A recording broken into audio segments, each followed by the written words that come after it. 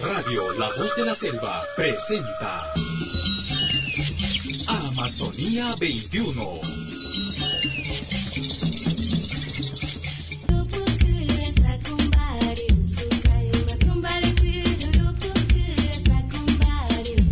Muy buenos días, señoras y señores. Bienvenidos a Amazonía 21 a través de Radio La Voz de la Selva y todos sus servicios, tanto frecuencias como la modulada, como la onda corta, como las redes sociales y como también nuestro aplicativo que nos permite compartir la programación con cualquier persona que esté en cualquier lugar del planeta. Son las 9:02. Les damos la más cordial bienvenida a esta emisión correspondiente al día sábado 19 de noviembre del 2022. Un sol allí como no se estaba presentando en los últimos días, amanecía así con garúa, con llovizna, con cielo gris. Hoy amanece con un sol lindo en todo lo alto, el cielo despejado, y eso indica de que tendremos seguramente por lo menos una mañana soleada. Decimos por lo menos porque no podemos pronosticar si en unas horas puede desatarse una lluvia, porque así de impredecible es el clima en esta parte del país. Son las 9:03. Lamentablemente el día de ayer la atención está puesta en lo ocurrido en el primer terminal aéreo de nuestro país, en el aeropuerto Jorge Chávez, donde un avión que estaba a punto de despegar con destino a Juliaca impactó con un carro de emergencia de los bomberos de allí, aéreos, los bomberos que trabajan en el aeropuerto, y esto significó la muerte lamentable de 2 bomberos que iban a bordo de esta unidad. El tercero está muy grave, con pronóstico reservado en unidad de cuidados intensivos en un hospital de la provincia constitucional del Callao, y se espera simplemente ver si puede evolucionar. Está con respirador artificial, fracturas múltiples en la cabeza, en el rostro, muy grave, el tercer integrante de los bomberos que iban a bordo de esta unidad y que impactó, decíamos, con este avión que se prestaba a despegar con destino a Juliaca. Desde ahí el aeropuerto Jorge Chávez se cerró para las operaciones aeronáuticas hasta la 1:00 p.m. de hoy, según comunicado de la empresa responsable de el aeropuerto, y esto ha significado que también los vuelos tendrían que dirigirse a otros aeropuertos como Pisco, como mismo Trujillo, como a Tarapoto regresó un vuelo de la aerolínea Stark en escala, y a Iquitos llegó un vuelo desde España. Ayer aterrizó un vuelo a eso de las 5 de la tarde, 6 de la tarde, un vuelo que estaba en ruta desde Madrid hasta Lima, pero como cruza el Atlántico y cruza Brasil, ingresa al territorio peruano por esta parte, tuvo que optar por el aeropuerto Francisco Secada de la ciudad de Iquitos ante el cierre del aeropuerto Jorge Chávez. Desde ahí permanece en nuestro terminal aéreo, y los pasajeros han sido trasladados a un céntrico hotel bajo responsabilidad de la empresa aérea. Se desconoce en qué momento pudieran reanudar su viaje. Todo depende de los trabajos que vengan realizando para devolverle la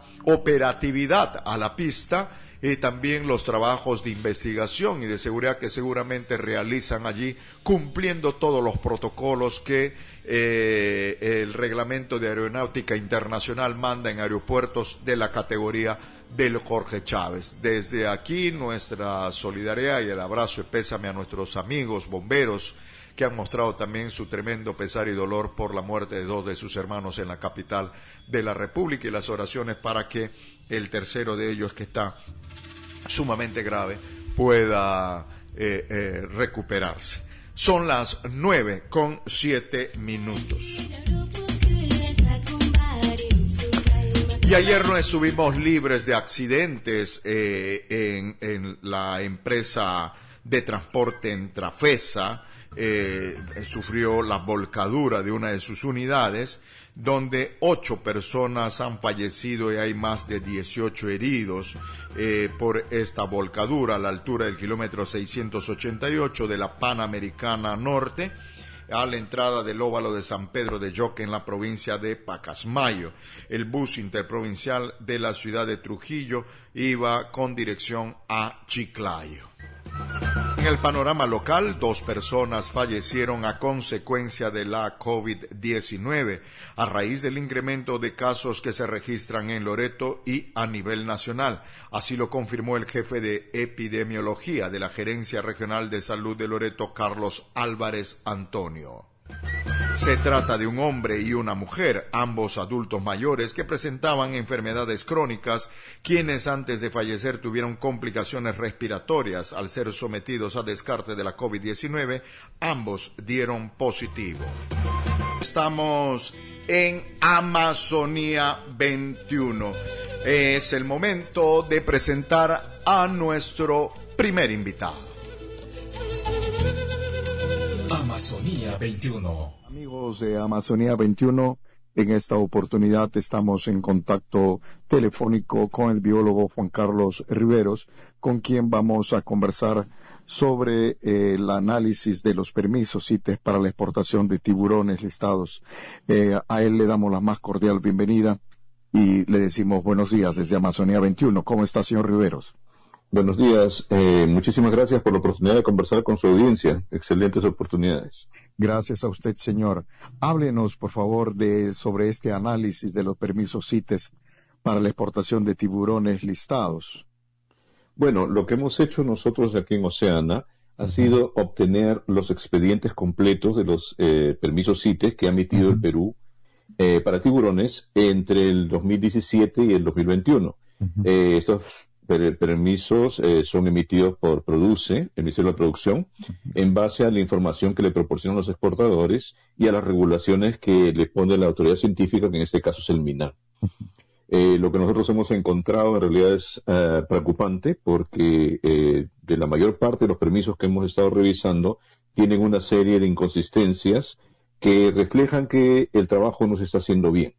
O sea, esto hay que decirlo desgraciadamente de esta manera, pero la función del Ministerio de Reproducción es asegurarse que la fauna que es explotada, en este caso los tiburones, deben salir bajo condiciones muy detalladas de control, es decir, que no se excedan el volumen máximo permitido, que la documentación acredite que no se está trabajando con fauna de origen ilegal y que además que no se use información o documentación que es claramente alterada, ya sea por los exportadores o en algún momento a lo largo de la cadena de custodia. Entonces, en este caso, lo que nosotros vemos es que estas especies que son importantes para la conservación, sin embargo no están restringidas para su uso comercial, no se están cumpliendo los requerimientos mínimos de calidad de la información con la cual se sustenta su exportación. Y esto va en desmedro de por un lado, el patrimonio natural del país, pero por otro lado también pone en entredicho que esto podría estar sucediendo en otros grupos, o sea, no solamente en el caso de los tiburones, en el caso de lo que corresponde a la Amazonía, tenemos el tema, por ejemplo, de especies CITES entre especies como el paiche, como especies de tortugas, como especies de peces ornamentales, que todas tienen una serie de declaraciones y restricciones. Entonces, si nosotros encontramos estos problemas en especies marinas, en áreas en las cuales es relativamente fácil obtener la documentación, en las cuales no deberíamos tener tanta incoherencia, nos preocupa que esta sea una práctica o en todo caso un problema que se extienda a otras especies, es decir, que podrían estar involucrándose muchos más a especies amenazadas tanto a nivel de la costa como de la sierra y la selva del país. ¿Por qué tenemos este problema? ¿Qué es lo que estaría faltando o dónde se estaría fallando? Creo que el principal problema radica en la limitada capacidad que tienen los funcionarios del Estado para verificar la información que reciben. Y esto no es porque sean malos funcionarios, sino porque probablemente es una sola persona o dos que están revisando toda esta documentación. A nosotros nos tomó casi un año poder revisar con detalle los expedientes que hemos recibido. Y en algún momento pues pensamos realmente que era demasiado trabajo, pero cuando uno va encontrando cosas, por ejemplo, cosas relativamente simples, de acuerdo a la normativa peruana, estaba autorizado, por ejemplo, que exportásemos solamente un cierto volumen, por ejemplo, 13 toneladas para las aletas de un tiburón zorro. Sin embargo, cuando uno hace la estadística, encuentra que se emitieron permisos para 41 toneladas. Entonces, hay 28 toneladas de más. Entonces, esto es una falta de contabilidad, falta de estadística. Me imagino yo que en Produce no existe un sistema que le permita contabilizar cuántos permisos han ido emitiendo contra la cifra tope que tienen para emitir permisos. Por otro lado, también hay un tema ya evidente de falsificación de documentación a nivel de las guías de transporte, a nivel de los certificados de desembarco. Hay certificados que no corresponden entre la especie que se declara y la especie que se está emitiendo. Hay casos en los cuales las facturas dicen un volumen y el permiso dice otro, o la especie es diferente. Es como si usted me dijera pues que vamos a exportar esto a Araguama y en el permiso de desembarco me dicen que son paiches. Entonces no tiene nada que ver. Entonces, ese tipo de inconsistencias que encontramos, que muchas veces podemos llamarles errores materiales, que son errores que ocurren porque alguien se equivocó, pasó la columna de un dato, la puso al otro lado, o tal vez no fue lo suficientemente cuidadoso. Pero también hay muchos errores de permisos ruleteados, ¿no? Que es más o menos como lo que ocurre con el tráfico de la madera, que el mismo permiso se usa 1, 2, 3 veces y al final uno ve que el árbol que estaba en el monte fue sacado 5 o 6 veces y uno va al monte y el árbol está ahí todavía. Entonces, es lo que está ocurriendo aquí. Muchos permisos son ruleteados y utilizados más de una vez para exportar, sobre todo tiburones martillo, tiburones diamantes, que son una de las especies que más notoriamente tienen este tipo de problemas, ¿no? El Perú, si exporta estas especies, es porque tiene una riqueza, diríamos, en este sentido, en el Mar de Grau. Sí, sí, una de las cosas maravillosas que tenemos en el país, en diferentes regiones naturales, es la gran biodiversidad. Y el Mar de Grau en particular, dentro de todo el mar peruano, es diferente porque es agua caliente, tropical, hay más especies, también algunas de ellas raras en cuanto a su ocurrencia y no son muy abundantes, pero sí son muy importantes para el mercado internacional. O sea, recordemos también que Perú es uno de los principales exportadores de aletas de tiburones en el mundo. O sea, estamos entre los primeros 10 y estamos exportando mucho hacia Asia, principalmente a Hong Kong, que es donde todavía se consumen este tipo de animales. También hay un mercado interno, pero muy pequeñito, pero la mayor parte va para afuera. Ahora bien, también tenemos casos que no están en este documento que hemos sacado, que hay mucho contrabando de especies de tiburones que vienen de Ecuador. Ecuador no exporta directamente sus tiburones, sino que los hace pasar como tiburones peruanos de manera legal e ilegal. Y desgraciadamente esto termina afectando los precios que reciben los pescadores peruanos. Es decir, si un pescador peruano antes recibía 50 soles por un juego de aletas, conforme aumenta el tráfico de tiburones desde Ecuador, estos precios para los pescadores peruanos también se van reduciendo, 20, 10 soles les quieren pagar ahora, porque el mercado está saturado por aletas ilegales que vienen de Ecuador. Desgraciadamente el sistema de control que tenemos no está funcionando. Las aletas entran a pie literalmente, o sea, las traen personas en tráfico hormiga, o las traen por el mar y las hacen desembarcar como que son tiburones de origen peruano, y al final el control que tiene Produce al respecto es muy, muy pobre. Entonces literalmente actuamos como una lavadora de material que es importado de otros países. Hablamos de quién o dónde está la falla. Entonces, tras todo lo que estamos conversando, ¿cómo se soluciona este problema? ¿Quién tendría que tomar la iniciativa? ¿Es el propio Estado a través de las instancias correspondientes? El análisis que ustedes han hecho a través de Oceana. ¿Qué recomendaciones en todo caso para poder superar este inconveniente? Creo que lo primero, como le decimos desde un inicio, la idea no es decir, Produce está mal y lo está haciendo mal y lo va a seguir haciendo mal. Creo que hay que verlo desde el punto de vista proactivo también.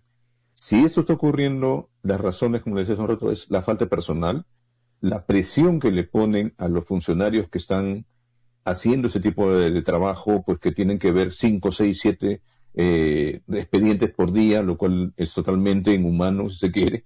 Y por otro lado, también hay que mejorar la fiscalización en la frontera, ¿no? En la frontera, desgraciadamente, nuestra frontera con Ecuador es en la zona costera al menos, hay más de 30 puntos de paso, muchos de los cuales no tienen control, ningún tipo de control.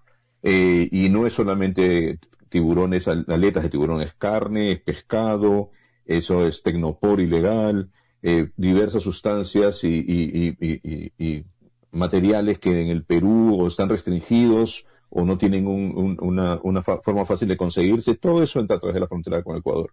Por eso es importante mejorar el control aduanero y el control policial, pero obviamente eso implica también un mayor despliegue logístico y tener herramientas para estar atento al tema.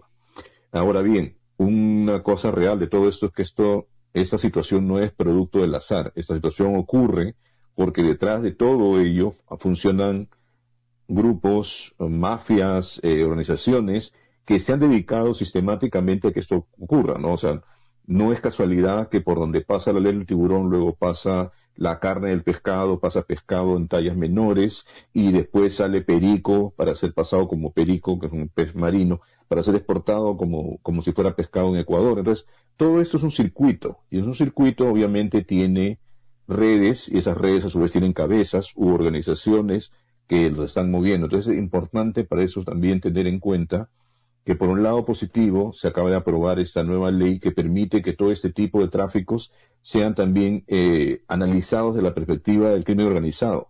De acuerdo a cómo se encuentren las evidencias y se entienda de que esto no es solamente una práctica individual, se puede básicamente comenzar a atacar estas redes criminales. Aquí el problema no es el pescador que pesca el tiburón o el pescador que saca el pescado. Aquí el problema son las personas y las organizaciones que lo que están haciendo es generar toda una estructura para lavar productos ilegales, para pasar y obtener documentación que no es consistente con los protocolos de seguridad que requiere el permiso de CITES, pero además también para alterar, para ruletear documentos, para conseguir información falsa. Entonces, todo esto sí constituyen elementos que ameritan un análisis desde el punto de vista más de las fiscalías, de la agencia, de las organizaciones que controlan los crímenes en líneas generales, y además también que tenga mucho más cuidado y dedique los elementos y recursos necesarios para que los permisos sean realmente sustentados con la información que corresponde, ¿no? Esto de la exportación de tiburones, ¿tiene un punto en el año, diríamos, de mayor producción o es estándar durante los 12 meses? En general se trata de sacar, digamos que los exportadores compiten por sacar la mayor cantidad de material al principio del año conforme se da la cuota de exportación, de lo que se llama un dictamen de extracción no perjudicial. Este documento del MINAN establece, a partir de una serie de valores de productividad biológica, volumen de captura, etcétera, y establece una cuota. Entonces los productores tratan de sacar el máximo, los exportadores tratan de sacarle provecho rápidamente para alcanzar la cuota antes de que ésta se venza. Ahora ya hemos visto que Produce tampoco tiene mucho cuidado con que la cuota se venza porque literalmente sacan 2, 3 veces más que lo que la cuota permite. Pero en fin, por otro lado, las aletas como son secas, uno las puede literalmente pescar el pez este año y sacar la aleta el próximo. Entonces, sí, no hay una estacionalidad marcada para la exportación, pero sí tiende a ser mayor a inicios de cada año. El aspecto económico, ¿qué significa en cuanto a movimiento económico la exportación de aletas de tiburón? Eso es un elemento interesante. O sea, cuando miramos las cifras que se reportan en aduanas contra las cifras con las cuales se venden los tiburones en Europa, el movimiento aquí, el movimiento declarado legalmente en nuestro país es alrededor de $50 millones, más o menos, por año. Pero cuando se compara con los precios que alcanzan las aletas en el mercado internacional, esta cifra se multiplica por 10. Entonces hablando de $500 millones en términos de la utilidad. Ahora no obviamente el exportador que saca la aleta de Perú, hasta donde sabemos no necesariamente es el mismo que la vende en Hong Kong, pero sí también hay que tener en cuenta que hay grupos de exportadores que tienen operaciones tanto en Perú como en Ecuador como en China. O sea, es un mismo grupo económico con diferentes representaciones que hace este movimiento. Entonces, en términos del fisco, de lo que es los impuestos y el control nacional, estamos hablando de 50 millones de dólares aproximadamente. Ahora, en términos de lo que representa para los pescadores, esto es mucho menos, porque el precio al cual venden los pescadores las aletas es una fracción muy pequeña del precio que finalmente van a tener las aletas en el mercado internacional. Y esto, desgraciadamente, también es una situación que tiene que irse viendo cómo se va obteniendo mejores precios para que tenga sentido también el tomar cuidado de aislar el material, de que no se malogren las aletas, de que estas sean bien mantenidas para que puedan mantener un buen precio en el mercado. Pero para eso también tenemos, primero que nada, detener el tráfico de aletas ilegales que vienen de Ecuador a Perú. Si no, nunca vamos a tener buenos precios desde el lado peruano, porque para el pescador peruano, acá no hay lo que se llama el aleteo, o en todo caso es muy pequeño, que el pescador corta las aletas y tira el pescado al mar. No, acá no ocurre eso porque los pescadores traen los pescados enteros, la legislación es así por un lado, y recién al puerto se le quitan las aletas, o las aletas están pegadas al cuerpo hasta que llegue el animal. Porque además nosotros nos comemos los tiburones. Los tiburones son una carne que se utiliza bastante en los diferentes platos, sobre todo por su precio, es accesible, es económica, entonces se puede consumir. Y las aletas son un extra. Pero si tuviéramos la capacidad de contener, de reducir o de finalmente eliminar el tráfico desde Ecuador, podríamos también tener mejores precios para nuestros pescadores, para que ellos tuvieran ese extra, tuviera un mayor valor, para que finalmente su actividad pesquera, que es de alto riesgo, son personas que se quedan 20, 30, 40 días en el mar, cuando regresen a tierra firme tengan un mejor rendimiento económico totalmente legal, porque pescar tiburones en el Perú es legal, explotarlos y consumirlos es legal, y así ha sido siempre y no tiene por qué cambiar eso. Pero desgraciadamente, por la influencia del tráfico ilegal, hay una creciente tendencia a satanizar también al sector de la pesca artesanal que están extrayendo tiburones. En realidad, si lo vemos desde el punto de vista culinario, gastronómico, en Perú hemos comido tiburones pues desde la época de Caral y nadie se ha quejado, y eventualmente si se manejan de manera sostenible, se extraen lo suficientes sin alterar el stock, se puede seguir comiendo. O sea, no hay un problema ahí. El problema principal lo genera el ingreso ilegal y toda esta maquinaria que se ha puesto en marcha para poder exportarlos, para poderlos lavar como si fueran pesca nacional, o creándoles una serie de documentación falsa para poder exportarlos finalmente como si hubieran sido pescados en el Perú. Biólogo Juan Carlos Riveros, le agradecemos mucho que nos haya permitido este diálogo y conocer desde Iquitos, la capital de la región Loreto, todo el trabajo que se hace en torno a la exportación de aletas de pescado y todos los riesgos y todas las situaciones de ilegalidad que también, como en un principio usted señalaba, lo podemos relacionar con otras especies como de la Amazonía que también buscan abrirse en el mercado y que a veces estos inconvenientes son las principales taras y trabas que tenemos en el país. Gracias, señor, por esta posibilidad de diálogo. Muchísimas gracias a ustedes y estamos a la expectativa para seguir conversando cuando lo necesiten. Muy amable. Gracias, Hasta señor. luego. Amazonía 21.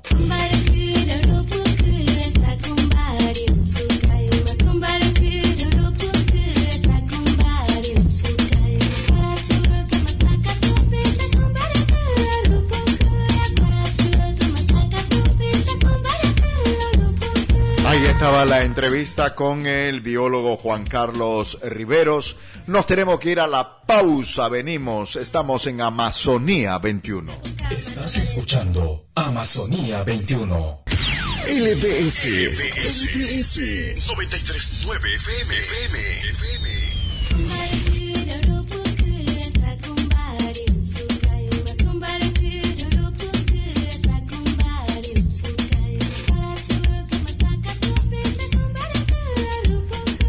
Son las 9:30, estamos en Amazonía 21 por Radio La Voz de la Selva.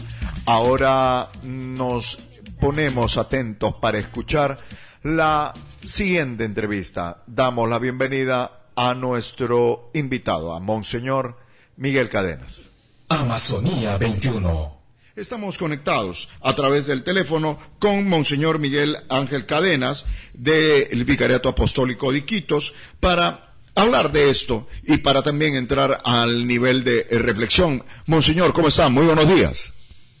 Buenos días, Rubén, y buenos días a la audiencia del LDS. Monseñor, el diálogo tiene que ser tercamente sostenido cuando se trata de encontrarle una salida a un problema como aquellos que se llaman conflictos sociales, ¿verdad? No se puede renunciar al diálogo.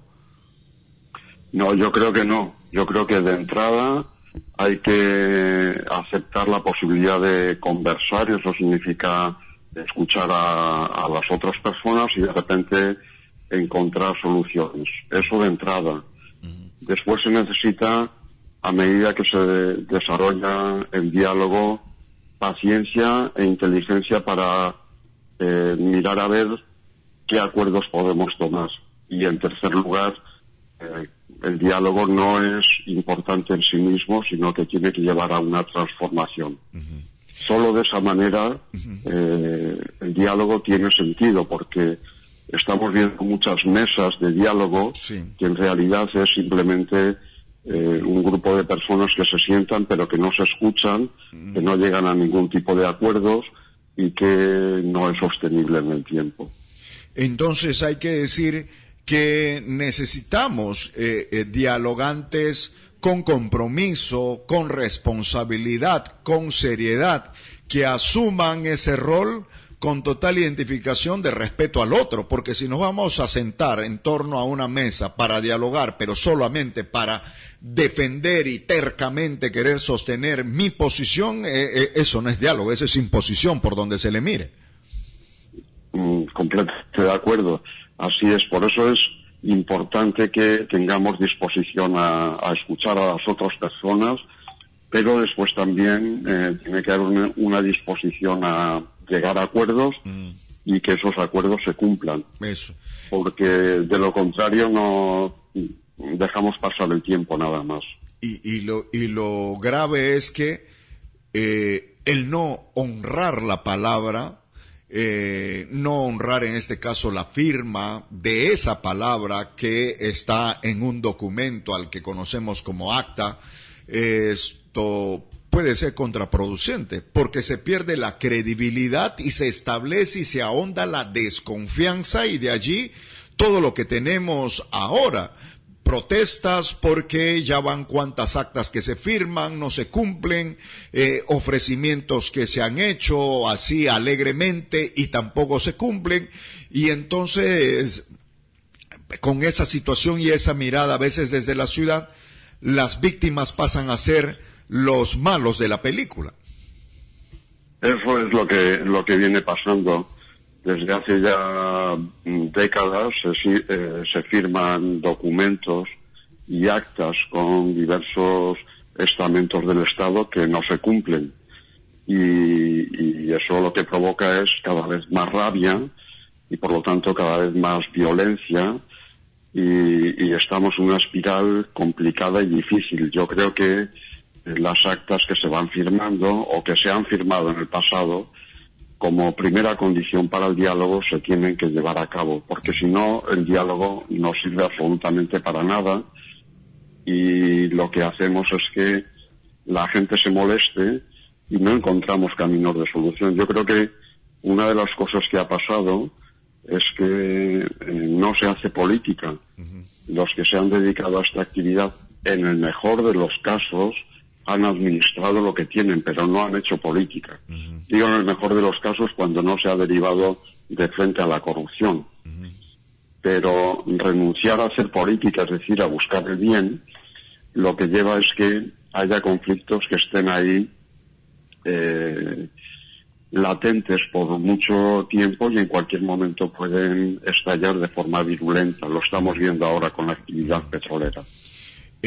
Y también, sin embargo, para establecer un ambiente de diálogo, de buenas intenciones y de compromisos concretos, es que hay que priorizar, es decir, no podemos convocar al diálogo ante una situación, por ejemplo, de contaminación, de derrame de crudo, de contaminación de los ríos. No podemos convocar al diálogo si antes no se piensa en la persona humana, en la atención por el daño que están sufriendo, de llevarles lo vital, agua, alimentos, atención de salud, y sobre eso vamos dialogando recién. Sí, pero yo iría un poco más allá. Por supuesto, estoy absolutamente de acuerdo con lo que estás diciendo, pero vuelvo a insistir en la necesidad de hacer política. En la última década, Perú tomó la decisión de invertir en la refinería de Talara. Algunos hablan de 7.500 millones de dólares, otros de 10.000 millones de dólares. Lo cierto es que, sea la cantidad que sea, muchos analistas están indicando que no se va a recuperar ese dinero. Eso lo que está haciendo es impactar en Loreto, porque no se ha invertido en las últimas décadas en el oleoducto norperuano, que está generando impactos muy serios en la región Loreto, pero también tiene que ver con el resto de lotes petroleros que ahora no están trabajando, porque entre otras cosas tampoco hay posibilidad de enviar el petróleo hasta la costa peruana.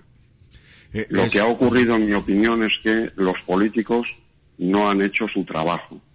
Y como no hacen su trabajo, entonces tenemos una actividad petrolera que no está bien, que no han hecho tampoco bien su trabajo, ni siquiera el Poder Judicial ha hecho bien su trabajo. En 50 años de actividad petrolera no tenemos todavía ningún responsable de las muchas situaciones dramáticas que han ocurrido en la Amazonía, y sin este tipo de situaciones pues no podemos llegar a ningún lado.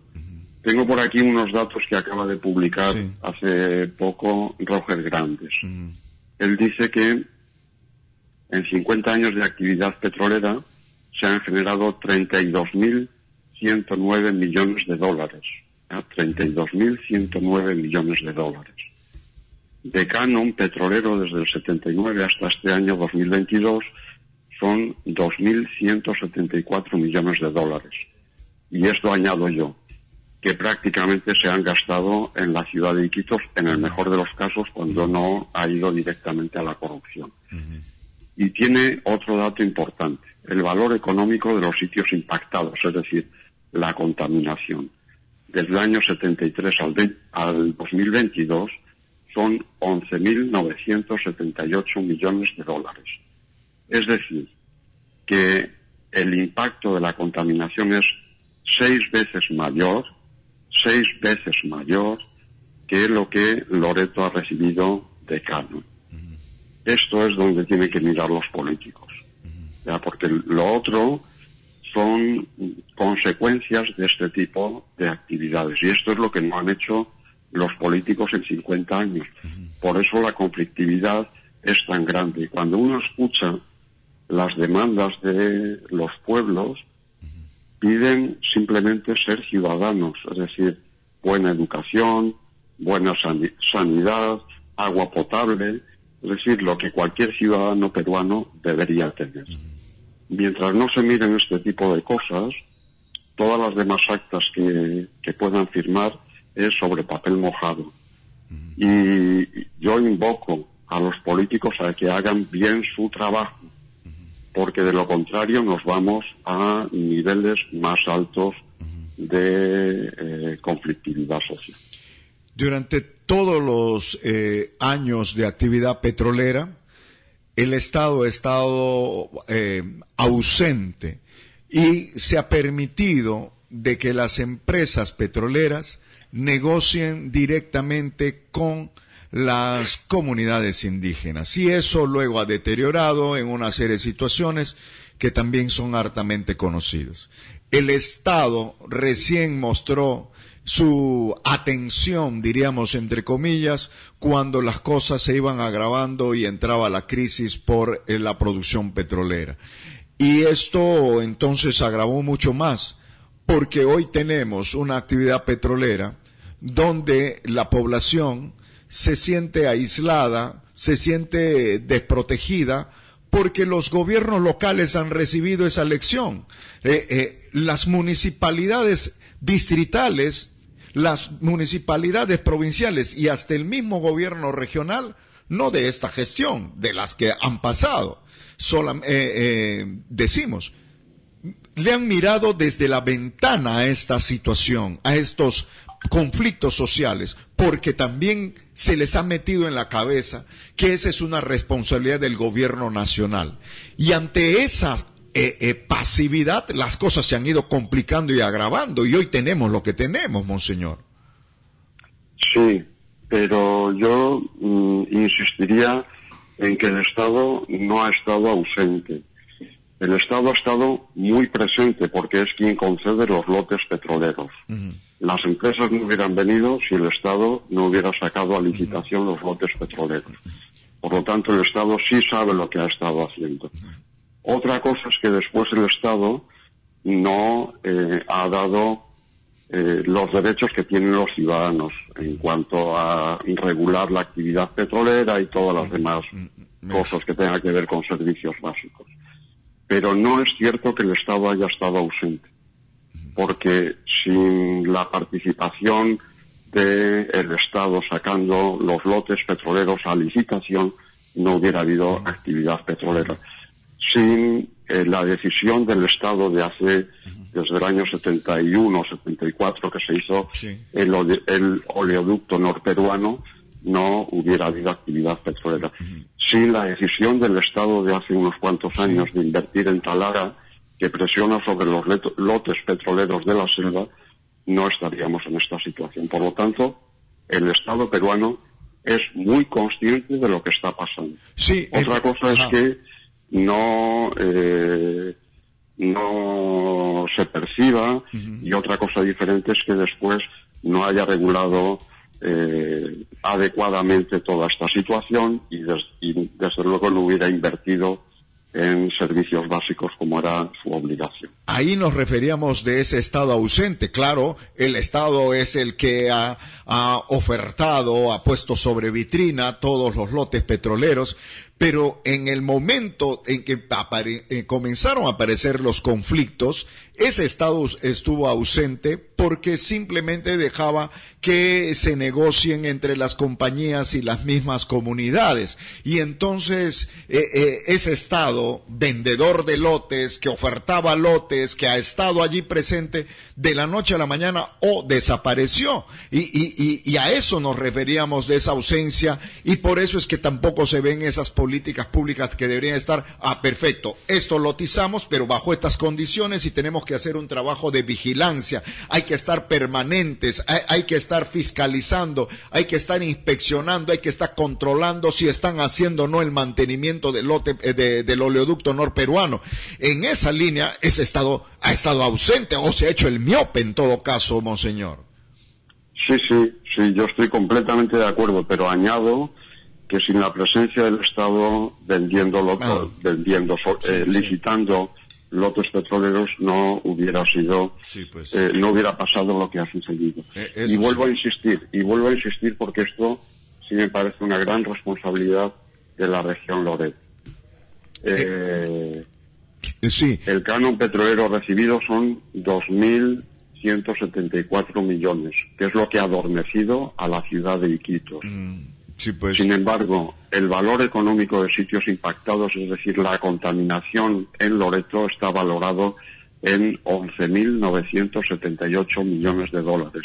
6 veces más y ahí podemos de lo que hemos recibido. Y ahí podemos entrar también en un nivel de reflexión porque, claro, hoy los citadinos miramos como lo malo de la película a los pueblos indígenas.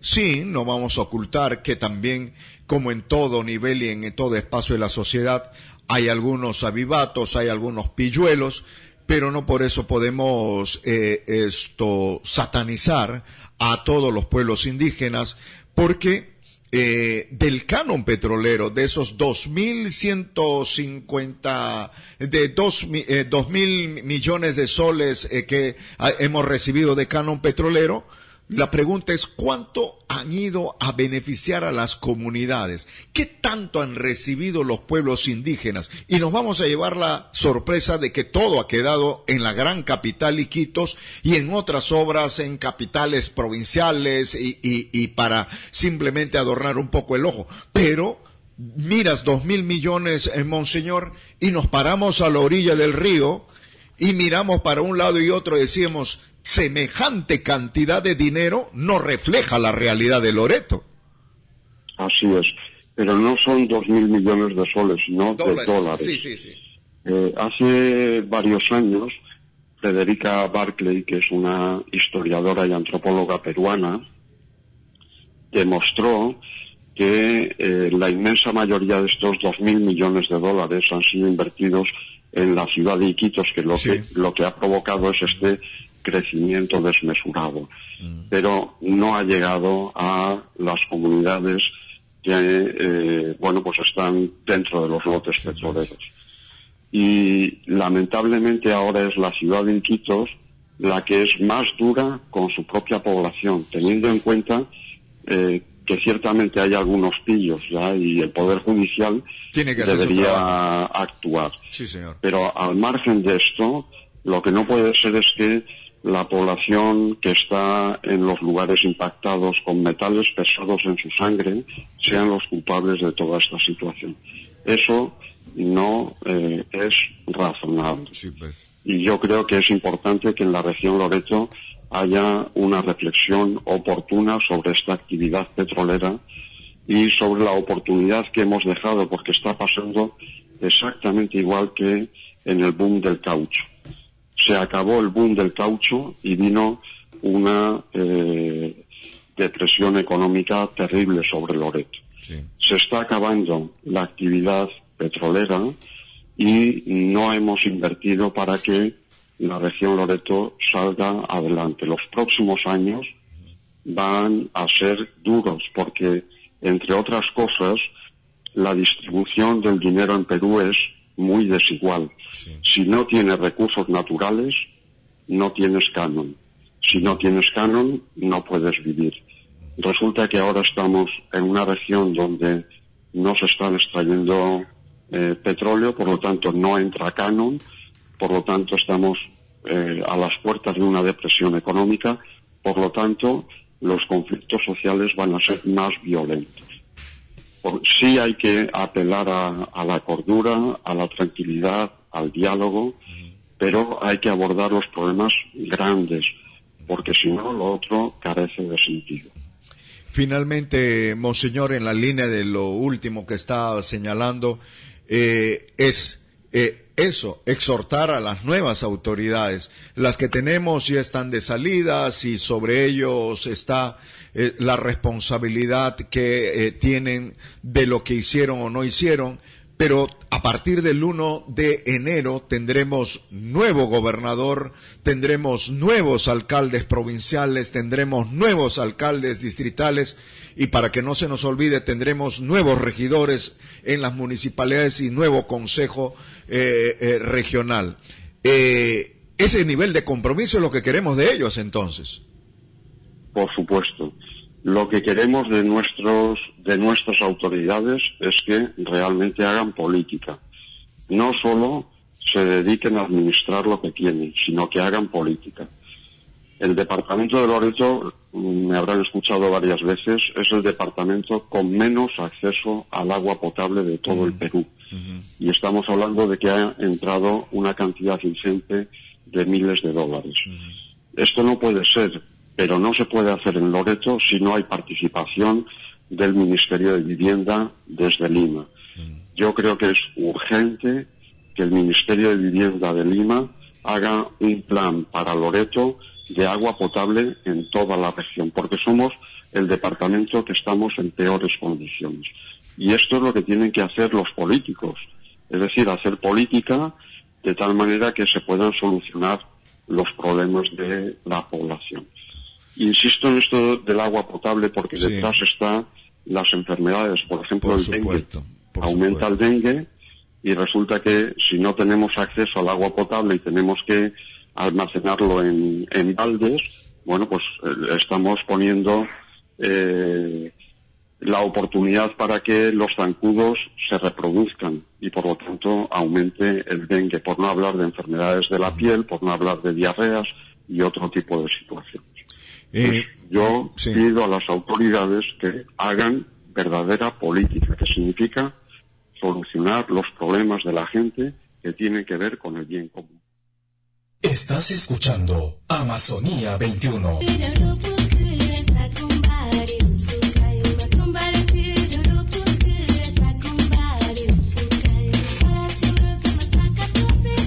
Son las 8:51, luego de esta entrevista con Monseñor Miguel Cadenas, reflexionando, hablando sobre la realidad de nuestra región Loreto en torno a los conflictos sociales, a la demanda de los pueblos originarios, las actividades petroleras, etcétera, etcétera, etcétera.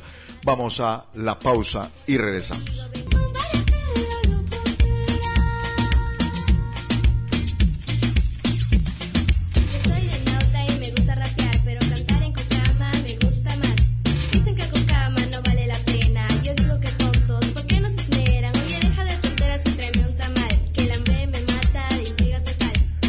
Son ya las 9:54, parte final del programa, y queremos recordar las declaraciones del economista Roger Grandes, paz decano del Colegio de Economistas de Loreto y además director de Retrospectiva Amazónica. Roger Grandes indicó que existe una desconfianza entre las organizaciones que se encuentran en el distrito del Puinahua, en la provincia de Requena, para administrar el 2.5% de la producción de petróleo que tienen que ser invertidos en proyectos de desarrollo. Existe una desconfianza entre AIDECOBAT, la organización indígena, y la Junta de Autoridades, así como con Petrotal. Esto no permite que pueda existir un consenso y es por ello la importancia de conocer quiénes conformarán la Junta que administrará el dinero del fideicomiso del 2.5% de producción de barriles. De lo contrario, pueden acrecentarse los problemas, advirtió Grandes. La propuesta del economista es que la elección de ese organismo se dé con voto universal de toda la población del Puinahua, como un mecanismo para que sea la misma ciudadanía la que elija a sus representantes y no existan suspicacias sobre la participación de cada organización en la administración de estos fondos. Y dentro del calendario ambiental correspondiente al mes de noviembre, les recordamos que el 15 de noviembre, se celebró el Día Nacional de la Vicuña, que fue instaurado el año 2017 a través de resolución ministerial, a solicitud de la Asociación Nacional de Comunidades Conservacionistas de Vicuñas y Guanacos del Perú, con el objetivo de revalorar las bondades de esta importante especie de fauna silvestre representativa y emblemática del Perú, que se encuentra simbolizada además en el escudo nacional. Estimula la continuidad en las prácticas ancestrales realizadas para su manejo y conservación. La fecha busca generar conciencia sobre el potencial de la vicuña y pone en agenda la importancia de combatir la caza furtiva y el tráfico ilegal de fibra. Y el 17 fue el Día Internacional del Aire Puro, el día 17, que fue instituido allá por el año de 1977 por la Organización Mundial de la Salud, OMS. Su origen se remonta a una gran movilización en pro del cuidado del medio ambiente. La celebración constituye un recordatorio a la humanidad contra la degradación del ambiente ante la persistente contaminación proveniente de los gases industriales, de los vehículos y de los incendios forestales. Este día es considerado una lucha contra los problemas ecológicos. Por tanto, es un espacio para reflexionar acerca de las consecuencias negativas que genera el aire contaminado, de modo que se adopten las medidas necesarias para brindar a la población un ambiente con aire puro. Eso es lo que tanto quisiéramos, y por eso nuestra queja permanente de que en Iquitos, en vez de sembrar árboles, busquen desaparecerlos, y muchas veces con el aval de las propias autoridades. No hay tiempo para más. Un gran abrazo, el compromiso para encontrarnos el próximo sábado, Dios mediante, con más Amazonía 21.